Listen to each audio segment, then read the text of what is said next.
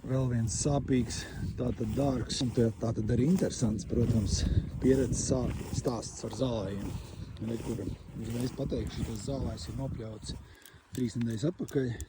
Pēc nedēļas tiek plānots pļaut 3. pļāvumu. Un mēs redzam, ka te nav ko pļaut. Kaut gan ir bijis labs mitrums. Labi, pa vidu bija karsts 2 nedēļas, bet šeit bija jābūt daudz lielākai ražai. Un arī 2. pļāvums jau bija švaks salīdzināt ar 1. Tas, kas tagad noskaidrojās, un tas, ko mēs redzam pirmkārt, mēs redzam, ka šeit attīstās tikai āboliņi. Āboliņi attīstās labi, redz, stieprzāles stāv uz vietas. Un noskaidrojās tas, ka saimnieks te kaut ko sajauca un mēsloja šo zālāju kā lucernu. Respektīvi, viņš nedeva nekādu slāpekli pavasarī mazliet. Īstenībā nevis mazliet, bet diezgan, bet pirms 1. pļāvuma viņš saka, ka viņš ir devis 50 kg tīrvielā slāpekli.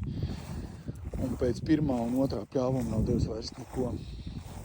Un tas, ko mēs redzam, ka stiepzāles nav pēdušas. Vienīgais, kurš dzīvo un attīstās, ir āboliņi. Tagad jautājums, ko darīt? Vai ir vērts, vai ir labi šobrīd mēslot ar slāpekļa minerālu mēsliem zālai pēc 3. pļāvuma, jo viņi reāli ir badā. Tas būs kaut kad jūlija vidus jau.